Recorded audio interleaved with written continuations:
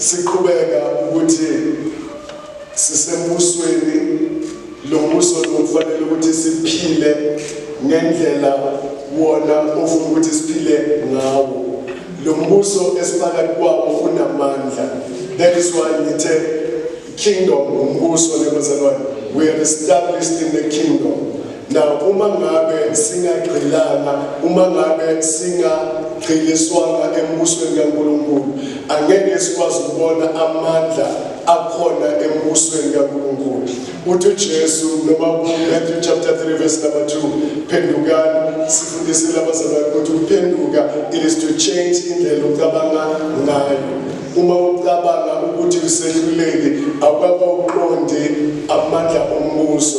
Lo mbuso lobazalwane uzinezinto eziningi ezingamandla nezinamandla. Sifanele ukuthi sizihambise sizi-align nombuso esiphakathi kwawo. So uthi phendukani ngokuba umbuso kaNkulunkulu ususondele. Somewhere uJesu uphilisa abantu. Uthi uma nibona lokhu kwenzeka, anokwazi ukuthi umbuso kaNkulunkulu usukhona. Mabonge igama lakhe. Amen. Amen. Mabonge igama lenkosi. Amen. And so bazalwane, ngiyathanda ukuthi namhlanje siqhubeke kuloko ekade sikhuluma last week. iBhayibheli lithi encwadini kaNumeri chapter number 13, mhlawumbe siye ku number 14. iBhayibheli lisifundisile ukuthi bekuna 12 wama-spies, izinhloli uMose asithumela ukuthi bayobheka izwe abaya kulona. Izwe abebaya kulona belivame ubisi noju. Yizwe elihle, yizwe elinakho konke abazamdinga. uNkulunkulu wayebayise ezweni that was ready ukuthi libe occupied. Izindlu zikhona, ama-orchards akhona, amasimu akhona. Uma bebuya le 12 wama-spies bathwele izithelo zize ziyabasinda ngendlela umhlabathi wakhona omuhle ngayo. Kwakuyizwe elimangalisayo. But bazalwane, kuso sonke isithembiso uNkulunkulu akunikeza sona, kuzoba nalokhu okuma phambi kwakho okuzofuna ukuphikisana nenqubekela phambili yakho. There will always be obstacles. Kuzoba namazimu, giants azoma phambi kwakho afuna ukuchallenge ukuthi lento okholelwa kuyo uyazi ukuthi izokudlulisa nanoma kunamazimzimi nama-giants, big people phambi kwakho. Number 2, bathi lapha kunezindonga angeke sikwazi ukungena. Na empilweni yethu siyadinga ukuthi sazi ukuthi kuba khona ama-giants esihlangabezana nawo, kuba khona ubunzima, kuba khona izinselele, challenges esihlangabezana nazo, kuba khona kungazuthi njengoba ebesho uRobin iminyango ivaliwe, kuba ngazuthi ayikho into ezovuleka, ngeke sikwazi ukungena. But I want to submit it to you namhlanje, uNkulunkulu izindonga uyazivisa. Are we somebody said amen? Uma sidlula sithi zawa izindonga zaseJeriko, zawa zawela le. Bazalwane, uma ufunda incwadi yabaseKorinte, 2 Corinthians chapter number 11, 1 Corinthians chapter number 11, chapter number 10 verse number 11, even if we don't go there, bazalwane, lithi iBhayibheli lezi zinto, I wish you listen to this. uNkulunkulu wasiloba ukuze thina sibone amandla akhe, wasiloba njengesibonelo kithi. Anything and everything bazalwane ekhona ezweni lenkosi ilotshelwe ukuthi ufunde, ukuthi wazi ukuthi uNkulunkulu njengokusho kwabaHebrews chapter number 13 verse number 8, uNkulunkulu unjalo izolo namhlanje naphakade. Akwenzile kuJoshua uyakwazi ukwenza namhlanje, akwenza kuPeter uyakwazi ukwenza namhlanje. uNkulunkulu akaguquki. So lezi zinto bazalwane zilotshelwe uyakunikeza yona osemedia. Now all these things happened to them as examples, and they were written for admonition upon whom the ends of the ages have come. Lezi zinto zilotshelwe thina bazalwane ukuze sifunde sazi ukuthi uNkulunkulu esimkhonzayo uthembeke kangakanani. So I want you to understand ukuthi ama-challenges njengoba enzeka kudala asenzeka namhlanje. The devil owayekhona kudala usasekhona namhlanje. And there is one thing usathana yenzayo. iBhayibheli encwadini yabaseKorinte besibili chapter number 4 lithi iBhayibheli inkosi yaleli lizwe usathana uphumputhekisile izingqondo zabantu ukuze bangawazi amandla uNkulunkulu anawo ukuthi abophule kunanoma yini into ababhekene nayo. Let's try that again, bazalwane. You see, ungavumi ukuthi amehlo akho angaboni ubuhle benkosi. Yikho Paul ethandaza ethi amehlo ethu ekhanyisiwe ukuze silazi ithemba lobizo lwakhe. Uma amehlo akhe evalekile uzohlala phakathi kwezinto ungaziboni. Amen. Ngiyakhumbula bazalwane ukuthi uElisha, is it Elijah or Elisha, wahlaselwa amaSiriya. And so uma isikhonzi siphuma sibona intaba ihaqwa amasoja. Elisha, thank you, Pastor. Amasoja bahlasele uElisha. And so lo mfana uyangena phakathi uthi Nkosi wena Elijah, Master, kubi ngaphandle sisarawundiwe. Uke wavuka ekuseni wathola ikhaya lakho lisala kwamafutha angawazi. Uke wavuka ekuseni wathola isitubu sakho sinamafutha ongawazi. Uyazi ukuthi ngilele izinto zonke ezirayi, but when I wake up in the morning kunezinto ezirong. Uke watshala umthandazo ebusuku ngelinye ilanga uthi uJesu enza umzekelo.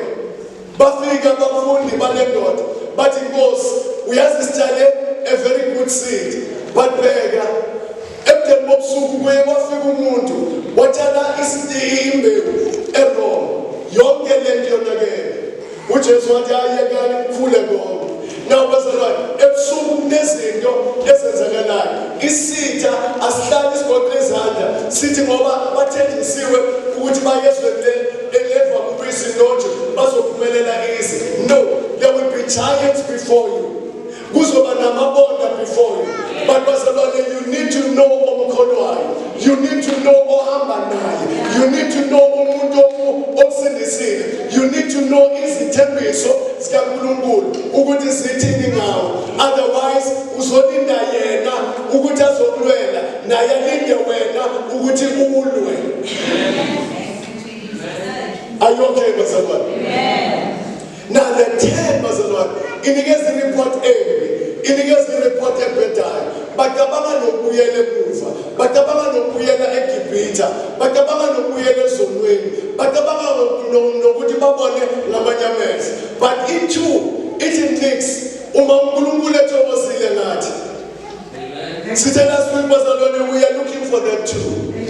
Ezothi nanoma kunje mina ngizoma ngazi ukuthi uNkulunkulu engimkhonzayo uthembisile ukuthi angeke azasiye futhi angeke azasiyekele.